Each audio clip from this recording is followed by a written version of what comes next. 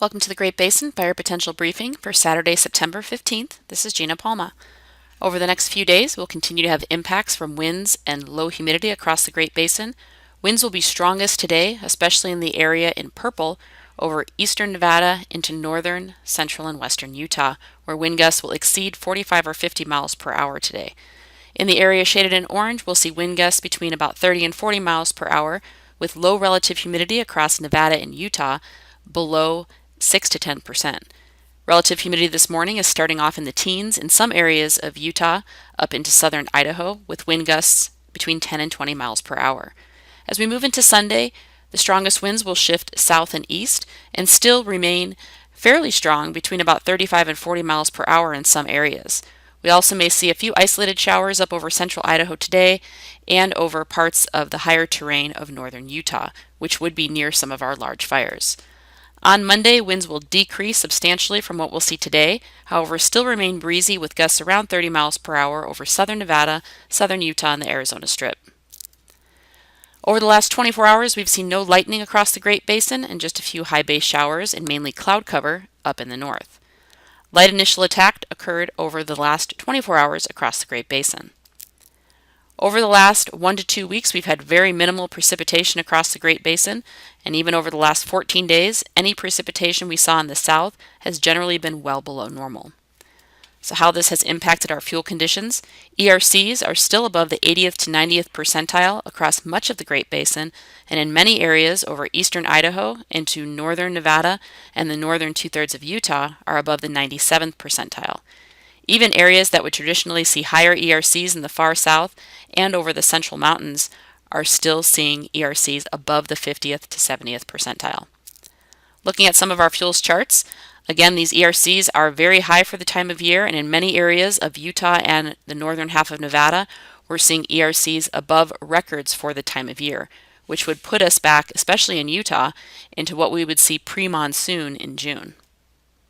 The satellite loop from this morning shows a deep trough of low pressure along the west coast, with very strong winds again out ahead of this trough across much of the Great Basin today. We do have some cloud cover across Idaho that may inhibit some of the winds throughout the day today, but very strong winds are still expected across Nevada and Utah.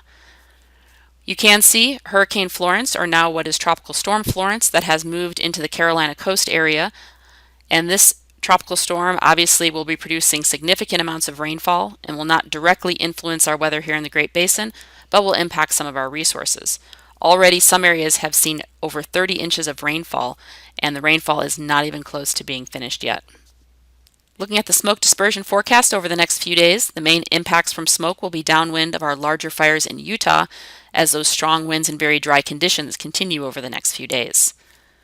Looking at our forecast for later today, again, we've already talked about those strong winds and the potential for some shower activity up across Idaho. However, precipitation amounts will be very light and will be mainly seen in an increase in humidity over parts of the central mountains. Otherwise, very strong winds and dry conditions will affect most areas of the Great Basin, with high risk issued today. Relative humidity, the image on the left shows relative humidity in the single digits to low teens. And again, you can see where the strongest winds are today. Those areas in purple and brown are indicating wind gusts above 45 or 55 miles per hour. So again, very significant winds across Utah and Nevada today with very dry conditions. Looking at Sunday, this trough of low pressure lifts to the north, so winds will decrease across the Great Basin, but still remain fairly breezy over much of eastern and southern Nevada into Utah with continued high risk. Relative humidity may increase a little bit across the higher terrain of Utah on Sunday, with also a few isolated showers or thunderstorms possible. Again, these may get close to some of our larger fires in Utah, especially close to Bald Mountain.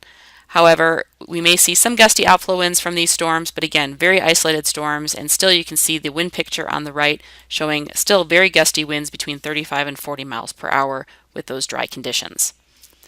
Looking at Monday, winds start to decrease a little bit and may be the weakest winds we'll see in the next 5 days. Still very dry conditions in place and no high risk for the Great Basin. Looking at relative humidity on Monday, we will still see low single-digit relative humidity across much of Nevada into western Utah, and the wind image on the right shows those wind gusts definitely have decreased, but still, gusts around 30 miles per hour affecting our fires across Utah. 3-day overall forecast amounts of precipitation. Again, no real precipitation to speak of. Anything in Idaho will be very light, and anything we see in Utah on Sunday will also produce very minimal precipitation. Going into next week, on Tuesday, we have another trough moving into the west coast, so winds will likely increase again across the Great Basin. We don't have any high risk issued yet, but winds will be increasing on Tuesday from what we'll see on Monday. Therefore, we may have to introduce high risk again for gusty winds and relative humidity over parts of Nevada and Utah. Similar conditions on Wednesday, possibly gusty winds and dry conditions over Utah on Wednesday. Again, no high risk yet, but we will be watching that, especially given our fire activity. As we move into Thursday, we'll see lighter winds region-wide, but still very dry conditions in the south, and the only moisture is really skimming parts of central Idaho, with the better chances of moisture further north.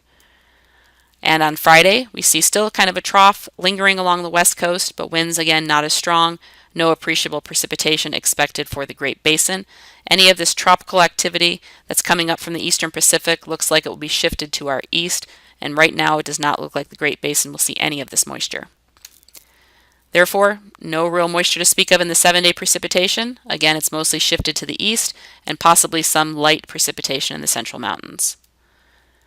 If we look further ahead at the 8 to 14-day outlook, taking us into the last week in September, still holding on to these warm conditions in the east, with dry weather overall across the Great Basin, possibly some cooler temperatures up in the north as troughs move by to the north or bring cold fronts in the northern areas. However, again, this just means more wind for the Great Basin.